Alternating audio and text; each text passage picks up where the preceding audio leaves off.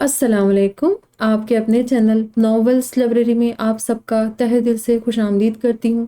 امید کرتی ہوں کہ آپ سب ٹھیک ہوں گے۔ ہماری ناول کا نام ہے غم عشق کے حصار میں، مصنفہ عبیرہ حسن۔ اور ناول جیسے جیسے آگے جا رہے ہیں بہت انٹرسٹنگ، بہت زبردست سا ہو رہا ہے۔ امید کرتی ہوں کہ آپ سب انجوائے کریں گے۔ کون کون ناول سن رہے ہیں اپنی رائے کا اظہار ضرور دیجیے، مجھے پتہ چلے گا کہ آپ لوگ ناول سن رہے ہیں یا نہیں سن رہے ہیں، بتائیے گا ضرور۔ بڑھتے ناول کی جانب۔ السلام علیکم بھابھی جان، میں جانتا ہوں کہ میں اس قابل تو نہیں ہوں، مگر پھر بھی میری اس ذلیل حرکت کے لیے ہو سکے تو مجھے معاف کر دے۔ میں نے اس دن جو کچھ کیا شراب کے نشے میں کیا تھا۔ آپ نے صحیح نام دیا مجھے، شرابی۔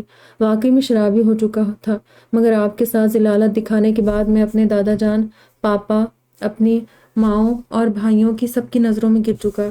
میں نے ان سب کی ملامت جھیلی۔ میرے ارتضیٰ بھائی، میں سالوں بعد اپنے بچھڑے بھائی سے ملا تھا، مگر اپنی اس نیچ حرکت کی وجہ سے میں نے بھائی کی شدید سردمہری اور بیگانگی بھی سہی ہے۔ میرے گھر والوں سمیت بھائی کی دی گئی اس خاموشی کی مار نے مجھے تائب کر دیا ہے۔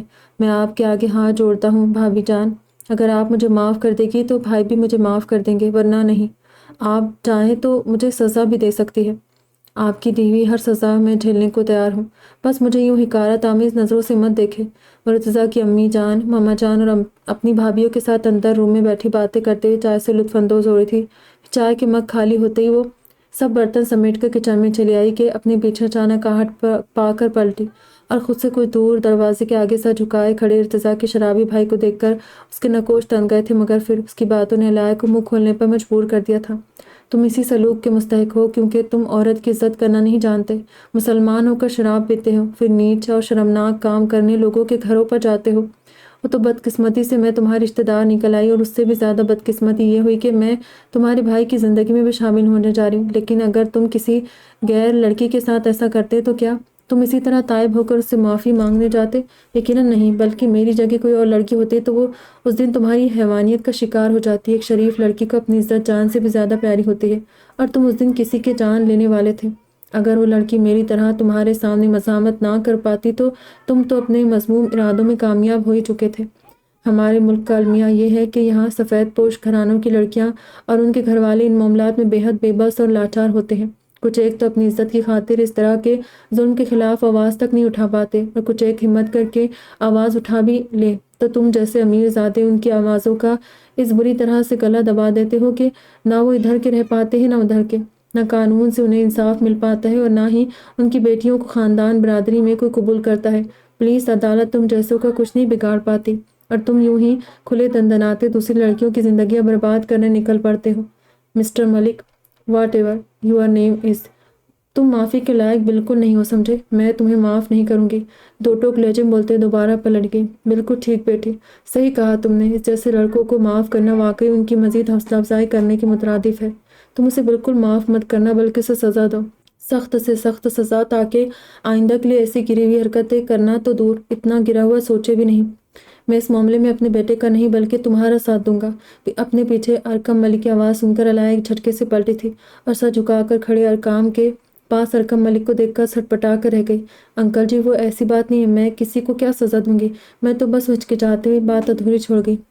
پہلے کی بات الگ تھی، پہلے وہ انیلا بھابھی کے ماموں سمجھ کر ان کے ساتھ پٹر پٹر زبان چلا چکی تھی، مگر اب ارکم ملک بس انیلا کے ماموں ہی نہیں بلکہ علائے کے سسر کے عہدے پر فائز ہونے والے تھے۔ نہیں بیٹا، تمہیں اگر اسے معاف نہیں کرنا تو جو دل چاہے اسے سزا دو، میری طرف سے تمہیں مکمل اجازت ہے، مگر بس میں چاہتا ہوں کہ تم اس مسئلے کا کوئی حل نکالو۔ لایا، تمہارا رشتہ میرے گھر سے جڑ چکا ہے، تم میرے ایک بیٹے کی زندگی میں شامل ہونے جا رہی ہوں، میرے گھر کا حصہ بنو گی، تو میں نہیں چاہتا کہ مستقبل قریب میں میرے بیٹوں کی بیویوں کی وجہ سے میرے بیٹوں کے درمیان کسی قسم کی کوئی رنجش پھیلے یا ان کے رشتوں میں کوئی کشیدگی آئے۔ تم میری بات کا برا مت ماننا بیٹا، نہ ہی یہ سمجھنا کہ میں اپنے بیٹے کی طرفداری کر رہا ہوں یا پھر کسی قسم کی خود غرضی کا مظاہرہ کر رہا ہوں۔ ارتضیٰ اور ارکام میری اولادیں ہیں۔ شاید تم نہیں سمجھو گی کہ ان دنوں ایک باپ کس قدر مشکل میں پھنسا ہوا ہے۔ جس دن سے ہاسپٹل کے اس روم میں ارکام کی اس گری ہوئی حرکت کے بارے میں ہمیں پتہ چلا ہے، اس دن کے بعد سے میرے دونوں بیٹوں کے درمیان بات چیت کا سلسلہ بالکل بند تھا۔ ارتضیٰ نے اپنے بھائی سے بات کرنا بالکل چھوڑ دیا تھا۔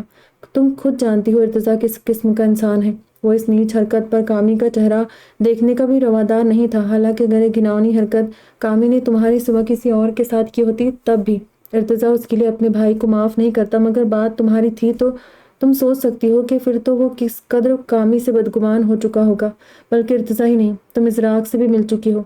وہ بھی اس دن سے اپنے بھائی کی اس حرکت پر اس سے شدید خفا ہے، لیکن بیٹا میں اپنے بیٹوں کے درمیان اس طرح کی کشیدگیاں اور دوریاں دیکھ کر کس قدر تکلیف محسوس کرتا رہوں، اس کا اندازہ تم نہیں لگا سکتی۔ ارتضیٰ، ازراق اور کامی کی ماں کا انتقال کامی کے بچپن میں ہو گیا تھا۔ اپنی ماں کے بعد میرے بچے بکھر کر رہ گئے تھے۔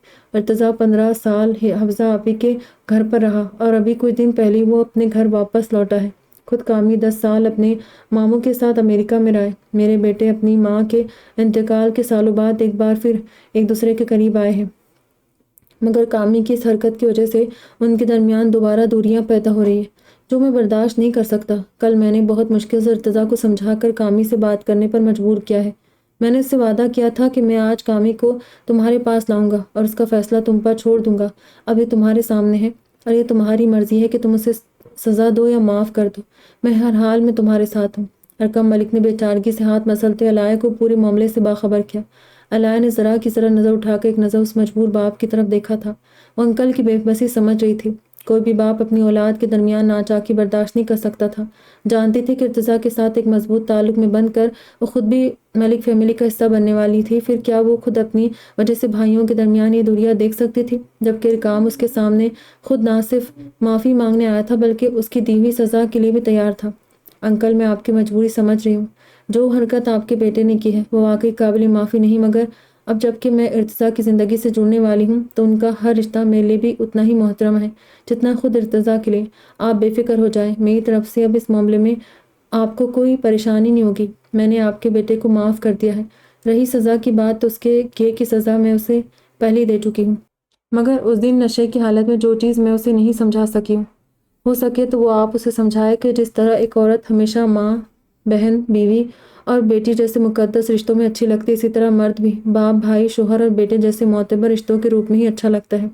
آج ہم ترقی کے نام پر کتنی آگے کیوں نہ چلے جائیں، غیر مسلموں کی اندھی تقلید کرتے ہوئے بھلے ہی وقتی طور پر اپنی اصل پہچان بھول جائیں، مگر ایک مسلمان ہونے کے ناطے ہمیں ایک دن واپس اپنے اصل کی طرف لوٹنا پڑتا ہے۔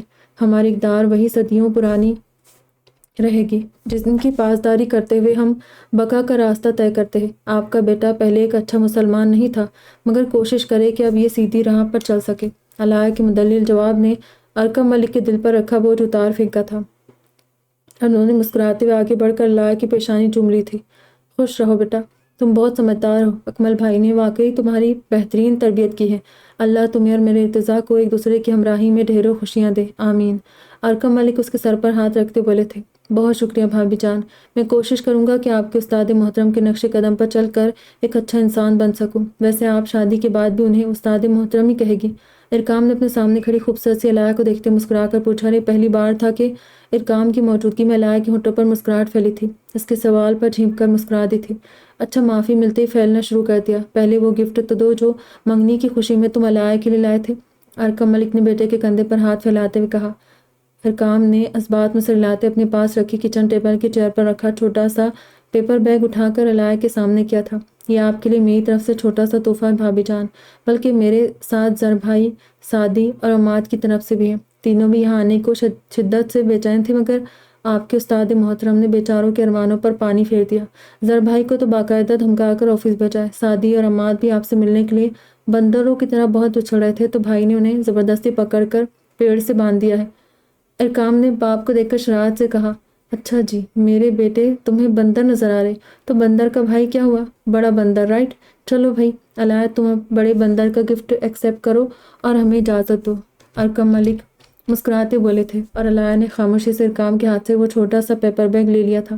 تھینکس، اور باقی سب کو میری طرف سے تھینکس کہنا، علاء نے خوش دلی سے مسکراتے کہا۔ ارقام کی مسکرا کر اس بات میں سہلاتا ہوا باپ کو ساتھ لے کچن سے نکل گیا۔ پھر ارقم ملک کے آگے جاتے ہوئے دوبارہ پلٹ کر اندر آیا۔ سوری بھابھی جان، پاپا کے جوتوں سے بچنے کے لیے جھوٹ بولنا پڑا۔ دراصل یہ گفٹ ہم نے نہیں، آپ کے استاد محترم نے دیا ہے۔ ہم لوگ تو آپ کے لیے الگ الگ گفٹ لائیں گے۔ ارقام شرارت سے مسکرا کر اپنی بات پوری کرتے چھپاک سے باہر نکل گیا۔ علاء نے بھی مسکراتے ہوئے باہر نکلتے ارقام کے پشت کو دیکھا تھا، جس کی آواز اسے ایک مرتبہ پھر اپنے استاد محترم کی یاد دلا دی تھی۔ آج اس نے ارتضیٰ کے لیے اس کے بھائی کو بھی معاف کر دیا تھا۔ ارتضیٰ کے لیے کم سے کم اتنا تو کر ہی سکتی تھی۔ ویسے بھی سزا کے طور پر وہ کام کی ہڈی پسلی پہلے ہی توڑ کر اسے ہاسپٹل پہنچا چکی تھی، اب اسے سولی پر لٹکانے سے تو رہی، جبکہ اللہ کے کرم سے اس کے شر سے محفوظ بھی رہی تھی۔ حکام نے بھی بظاہر توبہ کر لی تھی، مگر وہ کتنا تائب ہوا تھا یہ اس کا اور اللہ کا معاملہ تھا۔ علیہ اس کو ارتضیٰ کا بھائی ہونے کے ناطے جتنا سمجھا سکتی تھی سمجھا چکی تھی، آگے جانتا اور اس کے کام۔ اب تک اسے ارتضیٰ کے اصل گھر والے تو سبھی پسند آئے تھے، اس کے گھر کی عورتیں بھی اچھی تھیں، خاص کر اس کی خوبصورت شوخ و چنچل سی ماں جن کا نام انیلا بھابی نے نور موانی بتایا تھا۔ وہ تو وفور و شوق سے بار بار علیہ کو دیکھ کر اس کو پیار کیے جائی تھی، جبکہ ارتضیٰ کی امی جان جنہیں حفصہ آنٹی بار بار شہینہ بھابی کری تھی، وہ مسکراتی نظروں سے علیہ کو دیکھتے اس سے چھوٹے موٹے سوال کر رہی تھی۔ علیہ نے ایک چیز شدت سے نوٹ کی تھی کہ ارتضیٰ کی اصل فیملی ممبرز بے حد حسین ترین لوگ تھے، اسی لیے خوبصورتی وجاہت ارتضیٰ اور اس کے بھائیوں کو اپنے ماں باپ سے ورثے میں ملی تھی۔ ارتضیٰ سمیت اس کے بھائی بھی دکھنے میں بالکل اپنے پاپا جیسے تھے، جو اس عمر میں بھی بے حد ڈیسنٹ، اسمارٹ اور بلا کے ہینڈسم تھے۔ 50-55 کی عمر والے گزب کی پرسنالٹی کے مالک ارکم ملک اب بھی ایک چھا جانے والی شخصیت رکھتے تھے۔ علیہ نے انہیں ہاسپٹل کے بعد آج دوسری بار اپنے گھر پر دیکھا تھا۔ ان کے لمبے چوڑے سراپے پر لائٹ براؤن کڑکڑاتا ہوا شلوار سوٹ بے حد جاذب نظر لگ رہا تھا، اس رنگ میں ان کی خوبصورت سرخ و سفید رنگت جگمگا رہی تھی۔ کھڑے تیکھے نقوش والے چہرے پر خوبصورت ہیئر سٹائل انہیں بے حد اسمارٹ لک دے رہا تھا۔ ارتضیٰ اور ارکام کے پاس صوفے پر بیٹھے ان دونوں کے باپ کم بڑے بھائی زیادہ لگ رہے تھے، ان کے جوڑ کی بالکل ان کی بیویاں بھی تھیں۔ براؤن سوٹ پر کالی لمبی چوڑی چادر میں قید نہایت باوقار انداز اور خوبصورت سرخ و سفید چہرے، متناسب سراپے والی شرینہ نپتلی گفتگو کرتی ارکم ملک کی بیوی کے روپ میں واقعی جچ رہی تھی۔ ڈھلتی عمر کے باوجود ان کے چہرے پر پھیلی خوبصورت چمک، ملاحت اور ہونٹوں پر ٹھہری مہربان مسکراہٹ نگاہوں کو بہت بھلی لگ رہی تھی۔ سنگار کے روپ میں کانوں میں ہیرے کے نازک سے ٹاپس اور میچنگ کی ہیرے کی لونگ کے ساتھ ان کے دونوں ہاتھوں میں ہیرے کے کنگن اور دائیں بائیں ہاتھ کی سنگل انگلی میں نازک سی رنگز تھی، جبکہ نور شرینہ کے مقابلے ذرا دبلی پتلی مگر ان سے تھوڑی زیادہ بلکہ علیہ کے مطابق بلا کی حسین تھی۔ لائٹ براؤن سوٹ پر ڈارک براؤن رنگ کی خوبصورت چادر کے حالے میں ان کا سرخ سفید چہرہ چمچما رہا تھا۔ میک اپ کے نام پر شرینہ نے ہونٹوں پر لائٹ پنک لپسٹک لگائی ہوئی تھی، مگر نور نے ڈارک پنک لپسٹک سے ہونٹوں کو رنگا ہوا تھا۔ ہو بہو شرینہ سے میچ کرتے ہیرے کے کنگن، رنگز، ایئر رنگز کے سوا اضافی طور پر ان کے گلے میں موجود سونے کی موٹی سی چین میں AN کے الفابیٹ والا ڈائمنڈ لاکٹ بھی تھا، جو لمبی چین کے ساتھ سینے تک آ رہا تھا۔ کھانے کے بعد اندر روم میں چائے پیتے وقت علیہ ان کے پاس ہی بیٹھی تھی اور اس کی نظر اچانک نور کی چادر سے نظر آتے اس لاکٹ پر پڑی تھی۔ علیہ کو وہ لاکٹ بہت پسند آیا تھا۔ لاکٹ دیکھ کر علیہ کو بے ساختہ اپنی چین یاد آ گئی تھی، تبھی اس نے نور سے اس لاکٹ کی بناوٹ کی تعریف کر دی تھی، جو واقعی بے حد خوبصورتی سے تیار کیا گیا تھا۔ نور نے پہلے تو مسکرا کر علیہ سے اپنے لاکٹ کی تعریف وصول کی، پھر کچھ دیر بعد شرینہ کے واش روم جاتی نور نے علیہ کے کان کی طرف جھک کر اسے رازداری سے بتایا تھا کہ انہوں نے یہ لاکٹ سیٹ ملک صاحب سے کہہ کر اسپیشل ڈیزائن کر کے اپنے لیے بنایا تھا، جو ملک صاحب نے ان کے ساتھ شرینہ کے لیے بھی بنوایا تھا، مگر شرینہ جوان بچوں کے سامنے وہ لاکٹ نہیں پہنتی تھی کہ اس عمر میں ان کے نزدیک کے طور طریقے صرف عامیانہ پن کے مظاہرے کے سوا کچھ نہیں تھے، مگر وہ شرینہ کی طرح باتوں کو ایک کان سے سن کر دوسرے سے اڑا دیتی تھی، کیونکہ شرینہ جیسی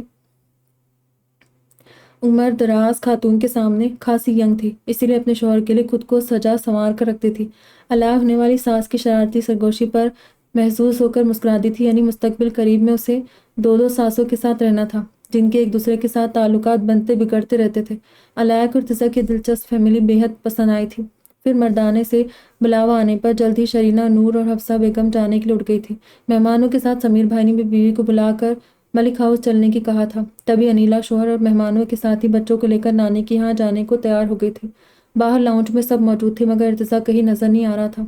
علیہ کی متلاشی نگاہوں سے ادھر ادھر تلاشا، مگر وہ شاید وہاں سے چلا گیا تھا، کیونکہ علیہ کے سامنے بابا اور علیان بھائی ارتضیٰ کی فیملی کو گیٹ تک چھوڑنے گئے تھے۔ علیہ بھی غیر محسوس انداز بابا کے پیچھے جا کر کھڑی ہو گئی اور اس نے پنجوں کے بل اچکتے باہر بھی ایک نظر ماری۔ باہر سب موجود تھے، مگر ارتضیٰ کہیں نظر نہیں آ رہا تھا۔ واقعی خاصا بے نیاز اور لاپرواہ انسان ہے یہ شخص، علیہ نے منہ بناتے سوچا تھا۔ پھر سب لوگوں کے جاتے اسفیہ بھابی اور بھائی اپنے روم میں چلے گئے تھے۔ بابا بھی تھوڑی دیر علیہ کے پاس بیٹھے تھے، پھر مسجد روانہ ہو گئے تھے، کیونکہ مغرب ہونے والی تھی۔ علیہ نے بھی گنگناتے پہلے سیدہ خالہ کے ساتھ کچن سمیٹ کر رات کے لیے کھانا فریج میں رکھ دیا تھا۔ انیلا بھابی نے دعوت کے لیے اچھا خاصا کھانا بنا لیا تھا، جو رات ڈنر میں بھی کام آ جاتا۔ اب وہ فری تھی، تبھی اندر روم میں رکھا وہ چھوٹا سا پیپر بیگ اٹھا کر اپنے روم میں چلی آئی۔ اس نے دروازہ لاک کرتے ہوئے سب سے پہلے اپنے چہرے کے گرد بندھا حجاب کھول کر بیڈ پر ڈالا، پھر اپنے ہاتھ میں موجود بیگ کھول کر اندر موجود آئی فون کا ڈبہ نکالا تھا۔ ڈبہ کھلتے ہی وائٹ کلر کا لیٹسٹ ماڈل والا آئی فون دیکھ کر اس کی آنکھیں خوشی سے چمک اٹھی۔ سم بھی فون کے ساتھ ہی تھی۔ علیہ کو فون بے حد پسند آیا۔ اس نے مسکراتے سم کارڈ فون میں ڈالا۔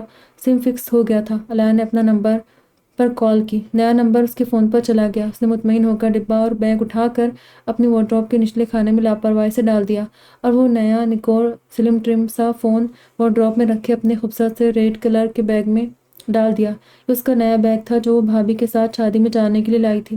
یوں یہ فون چھپا کر رکھنے کے پیچھے وجہ بھی آصفیہ بھابھی تھی جو بلا وجہ باتیں بنانے میں مہارت رکھتی تھی۔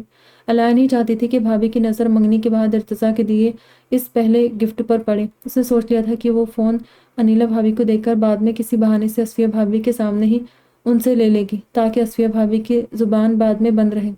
علیہ نے وارڈروب کا دروازہ بند کرتے ہوئے بیڈ کی سائڈ ٹیبل پر پڑا اپنا پرانا فون اٹھایا اور اپنی بالکنی کے پاس رکھی خوبصورت بڑی سی سوئنگ چیئر پر آ بیٹھی جو اس نے بابا سے فرمائش کر کے کچھ دن پہلے ہی اپنے لیے منگوائی تھی۔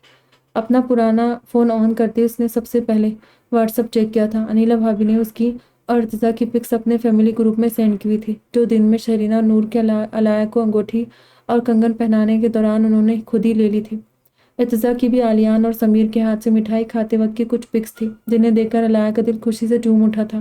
ارتضیٰ اس کے نام لکھا جا چکا تھا۔ احساس ہی اتنا خوبصورت تھا کہ خوشی سے جھومتے دل کے ساتھ دھڑکنیں بھی رقص کر رہی تھی۔ مسکراہٹ اس کے ہونٹوں سے دور ہی نہیں ہو رہی تھی۔ اس کی اور ارتضیٰ کی تصویروں پر پورے خاندان نے جیسے ایک ساتھ کمنٹس کرنے کی ریس لگا لی تھی۔ اتنی سی دیر میں ڈھیروں میسیجز چلے آئے تھے۔ سب شوق تھے کہ ان دونوں استاد شاگرد کی یہ اچانک منگنی کیسے پاسبل ہو گئی تھی۔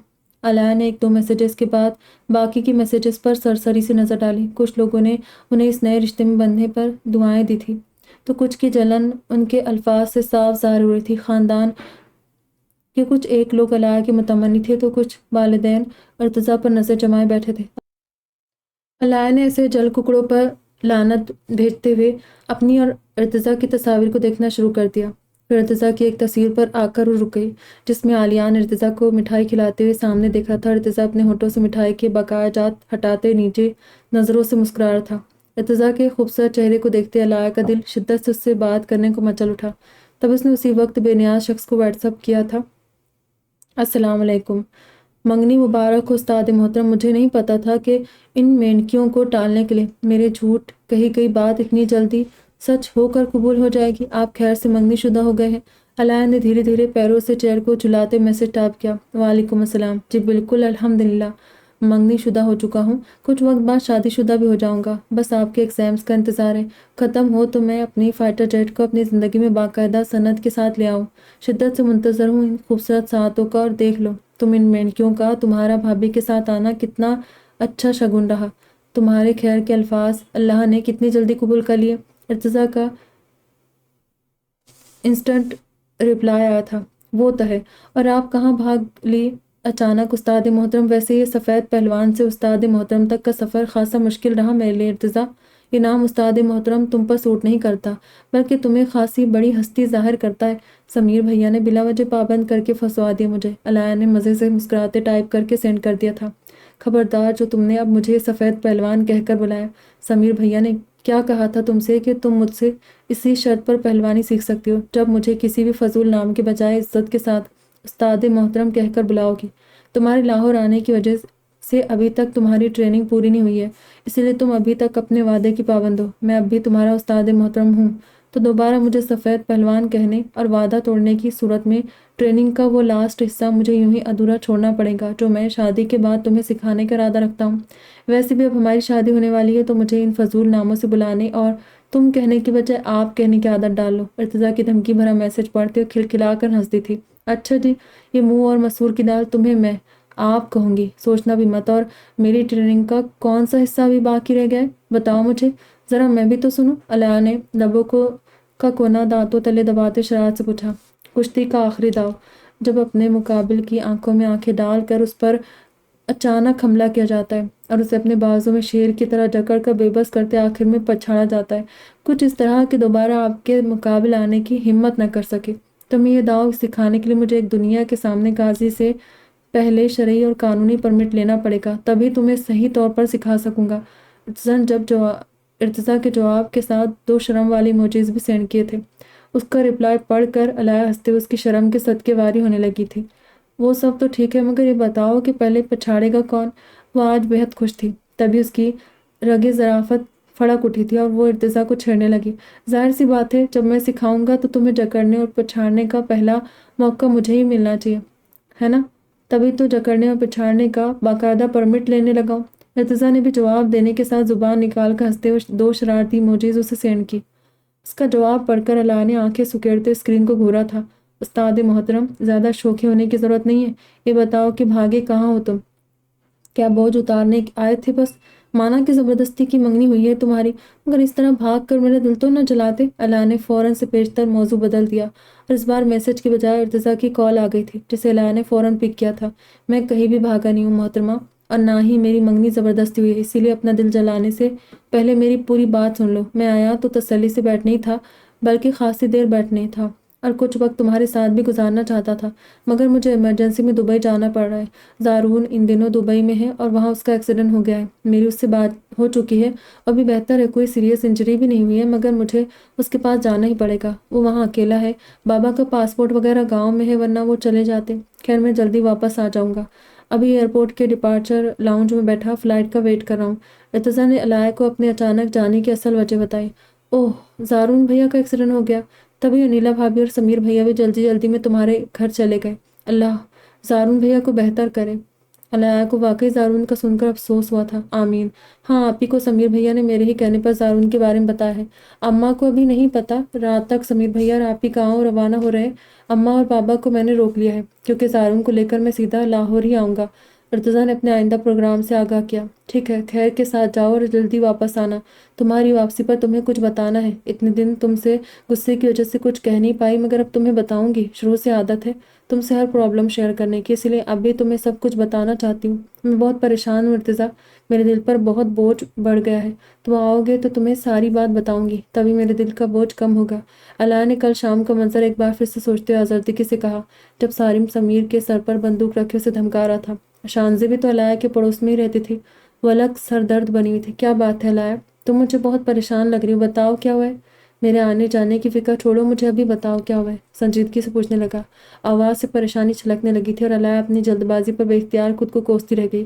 बिलावजह उसने जाने से पहले इर्तिज़ा को परेशान कर दिया था। कुछ नहीं, इतनी ज़रूरी बात नहीं है, परेशान मत हो तुम, वापस आ जाओ पहले, फिर सुकून से तुम्हें सब बताऊंगी। अलाया ने जानबूझकर हल्के फुल्के लहजे में कहा। नो अलाया, लिसन, मैं कह रहा हूँ ना कि अभी बताओ क्या बात है, क्यों परेशान हो तुम? जो बात करनी है अभी करो, वरना जब तक मैं वहाँ रहूँगा सोच सोच कर परेशान होता रहूँगा। इर्तिज़ा ने डपटते हुए कहा। इर्तिज़ा, कितने दिन हुए तुम्हें मुझसे मार खाए हुए? मुझ पर धौंस मत जमाया करो, इस अंदाज में सख्त जहर लगते हो। वो मसनी गुस्से से बोली। तो तुम नहीं बताओगी? इर्तिज़ा ने उसके लहजे का मसनीपन पहचान लिया था, तभी संजीदगी से पूछा। नहीं, अलाया ने एक लफ्ज़ी जवाब दिया। बहुत ढीठ और ज़िद्दी हो तुम। खैर ये बताओ कि मेरा गिफ्ट मिला?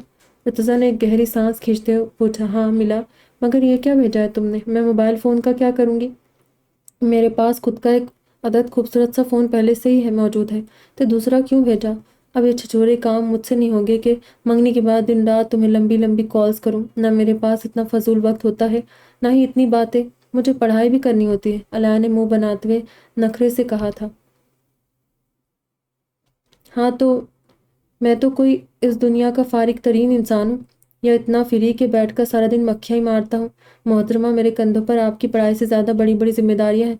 मुझे बाबा के बिजनेस के साथ अब पापा का ऑफिस भी देखना है, जिसकी वजह से मेरा एक पैर यहाँ तो एक फैसलाबाद में होगा, फिर मेरी पहलवानी एक्सरसाइज करने का वक्त भी बमुश्किल निकलता है, सर खुजाने का वक्त भी नहीं होता, तो लंबी लंबी कॉल्स कैसे करूँगा?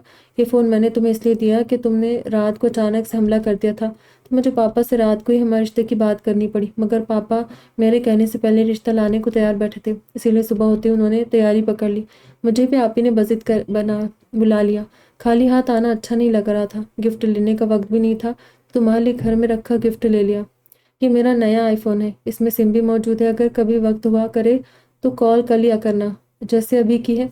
इर्तिज़ा ने अलाया के नखरे के जवाब में लंबी वजाहत दी थी। कॉल मैंने नहीं, तुमने की है।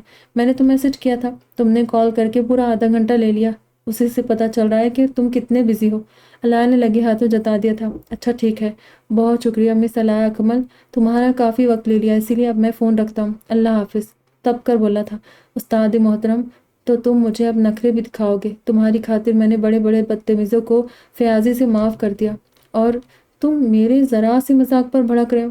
ثابت ہو گیا کہ تم واقعی اس بدتمیز سے بڑے بدتمیز ہو، وہ بھی جواباً تب کر بولی تھی اور اس کے بھڑکتے جواب پر ارتزا کے لبوں پر محسوس کن مسکراہٹ پھیل گئی تھی۔ بہت مہربانی آپ کی محترمہ علاء اکمل صاحبہ کہ آپ نے اس بدتمیز کو معاف کر دیا، اور رہی میری بات تو تم اب اسی بڑے بدتمیز کے حصے میں آنے والی ہو۔ یاد رکھنا یہ لقب تم نے مجھے دیا ہے، اب آگے اس بدتمیز کی بدتمیزی پر شاکی مت ہو جانا، معنی خیزی سے بولا تھا۔ علاء نے فون کان سے ہٹا کر حیرت سے فون کی اسکرین کو گھورا تھا۔ مسٹر البینو کہ یہ مجال سامنے ہوتے تو پنچ مار کر منہ توڑ دیتی۔ ناک پھلاتے بولی، ہاں بہت جلد آ رہا ہوں، پھر سامنے بیٹھ کر ہی بات کروں گا، دیکھتے ہیں کہ تم کتنے پنچز مارتی ہو۔ ارتزا کو اسے چھیڑنے میں واقعی مزہ آ رہا تھا۔ اللہ حافظ بڑے بدتمیز، علاء نے ہونٹ سکیڑ کر کہا تھا، ابھی سے میدان چھوڑ کر بھاگ رہی ہو؟ ابھی تو میں نے ڈھنگ سے مورچہ بھی نہیں سنبھالا۔ ارتزا نے ایک مرتبہ پھر معنی خیزی سے کہا، طے ہو گیا کہ فون پر یہ ہماری لاسٹ بات تھی، اس کے بعد ہماری فون پر بات نہیں ہوگی، کیونکہ تم نے پہلی بار میں ہی ثابت کر دیا کہ تمہیں لاہور کی ہوا لگ گئی، تم اپنے چھچورے ہونے کا ثبوت دے چکے ہو۔ تمہارے بھیجے اس آلے کی اب مجھے ضرورت نہیں پڑے گی، بلکہ سامنے آؤ تو اس کال کا الگ سے حساب لوں گی۔ اب جاؤ، دبئی والے تمہاری راہ میں پلکیں بچھائے منتظر ہیں۔ علاء نے کہتے ہوئے کال ڈسکنیکٹ کر دی تھی۔ پوری طرح کلس چکی تھی۔ ارتزا کو اس بات کا اندازہ ہو گیا تھا، تب اس نے بمشکل اپنا ابلتا قہقہے کو روکا تھا۔ اسی وقت اس کی فلائٹ کی اناؤنسمنٹ ہو گئی اور وہ مسکراتے اپنا بیگ اٹھا کر ڈپارچر لاؤنج سے باہر نکلتا چلا گیا۔ سارم کی نظروں کے سامنے علاء جس روپ میں تھی، اسے دیکھ کر وہ ساکت سا کھڑا رہ گیا۔ عشاء کی نماز کے بعد سونے سے پہلے نہا کر باتھ روم سے نکلی تھی۔ اپنے لمبے گیلے بالوں کو اس نے سر گھماتے ہوئے ایک طرف سے دوسرے طرف کیا تھا۔ کریم لانگ گھٹنوں سے نیچے تک آتی کھلے چاقوں والی نائلون کی شرٹ پر ایک براؤن کلر کا اسکیچ بنا ہوا تھا، جو ایک خوبصورت بڑی پیاری سی صورت والی لڑکی کا تھا۔ لڑکی نے منی اسکرٹ پر شرٹ پہنی ہوئی تھی اور وہ ٹانگوں کی کینچی بنائے اسٹائل سے کھڑی تھی۔ لڑکی کے سر کے بالوں پر بنے اونچے سے جوڑے کے ساتھ ڈل گولڈن کلر سے اسٹائلش گرل کا کیپشن لکھا تھا۔ اس خوبصورت ٹی شرٹ پر علاء نے اسکن براؤن کلر کی پنڈلیوں تک آتی کیپری پہنی ہوئی تھی۔ وہ مگن انداز میں گنگناتے بالوں میں ہاتھ چلاتی آئینے کے سامنے آ بیٹھی تھی۔ پھر دیکھتے دیکھتے اس نے اپنے لمبے سلکی بالوں کو ڈرائر سے ڈرائی کرنا شروع کر دیا۔ بالوں کو ڈرائی کرتے ہوئے نہ جانے کون سی سوچوں میں گم تھی کہ اس کے لبوں پر ایک خوبصورت مسکراہٹ مسلسل رقص کر رہی تھی۔ پھر اس نے اپنے سارے بال سمیٹ کر ایک طرف کندھے سے آگے کر لیے تھے اور دوبارہ وہ بالوں میں برش پھیرتے ہوئے ایک بار پھر نہ جانے کیا سوچ کر مسکرانے لگی۔ لمبے بال اسٹول پر بیٹھے ہونے کی وجہ سے اس کی پنڈلیوں تک پہنچ رہے تھے۔ سارم نے اسے پہلی بار بنا حجاب بلکہ بنا پردے کے دیکھا تھا۔ علاء کے خوبصورت بالوں کے ساتھ سانچے میں ڈھلے وجود اور اس کے حسین سروپ کو دیکھ کر واقعی دیوانہ ہو گیا تھا۔ تبھی اپنے پیچھے روم کا دروازہ لاک کرتے ہوئے کسی ٹرانس کسی کیفیت میں آگے بڑھا تھا اور علاء کے پیچھے نیچے قالین پر جا بیٹھا۔ اس نے ایک طرف سے علاء کے بالوں کو اپنے ہاتھ میں اٹھا کر چھوا تھا، جن سے اٹھتی بھینی بھینی شیمپو اور کنڈیشنر کی خوشبو سارم کے حواسوں پر چھا کر اسے مدہوش کر رہی تھی۔ تمہارے حسن کا ہوتا ہے جب تذکرہ جانا، مثالیں جھومتی ہے استعارے رقص کرتے ہیں۔ بھاری مردانہ آواز سن کر اپنے بالوں میں برش پھیرتی علاء کا ہاتھ اپنی جگہ ساکت رہ گیا۔ یہ آواز اس کے لیے جانی پہچانی سی تھی اور اسے اپنے اتنے پاس سن کر شاکڈ رہ گئی۔ اس نے ڈرتے ڈرتے فوراً گردن گھما کر آواز کے تعاقب میں دیکھا تھا اور پھر دھک سے رہ گئی۔ اسے اپنے اسٹول کے بالکل پاس ہی بیٹھے سارم کی مٹھی میں اپنے بالوں کو دیکھ کر وہ پہلے تو شاکڈ ہوئی تھی اور پھر ایک جھٹکے سے اپنی جگہ سے اٹھنے لگی کہ اچانک سارم نے بے خود سی کیفیت میں اس کا ہاتھ پکڑ کر اپنی طرف کھینچا تھا اور علاء کو ساتھ لیے نیچے فرش پر بچھے دبیز قالین پر گر گیا۔ علاء بھی جھٹکے سے کھینچے جانے پر اس کے اوپر جا گری تھی، جبکہ سارم نے حیرت سے پھٹی آنکھوں کے ساتھ خود کو دیکھتی علاء کے دائیں گال کو انگوٹھے سے سہلاتے ایک شعر پڑا تھا، ذکر جب چھڑ گیا قیامت کا، بات پہنچی تیری جوانی تک۔ سارم کے ان گھٹیا الفاظ کو سن کر شاکڈ سی علاء بے اختیار ہوش میں آئی۔ تڑپ کر سارم سے دور ہوتے ہوئے برق رفتاری سے اپنی جگہ سے اٹھی تھی۔ ساتھ ہی اس نے ایک زوردار کک سارم کی پسلی میں ماری، مگر اس کی لات کھانے کے باوجود وہ آنکھیں بند کیے نیچے قالین پر پڑا سکون سے مسکرا رہا تھا۔ سارم کی اس نیچ حرکت کے بعد اس کی پرسکون مسکراہٹ نے علاء کا خون کھولا کر رکھ دیا۔ اس نے جھک کر ایک زوردار تھپڑ سارم کے منہ پر مارا، مگر اس کے بعد بھی سارم نے نہ آنکھیں کھولی نہ ہی مسکرانا بند کیا۔ علاء نے تلملاتے دوسرا تھپڑ اس کے منہ پر مارا تھا، مگر اس بار بھی نتیجہ ہنوز تھا۔ سارم شیرازی، بے غیرت انسان، تمہاری ہمت کیسی ہوئی رات کے اس پہر میرے روم میں آنے کی؟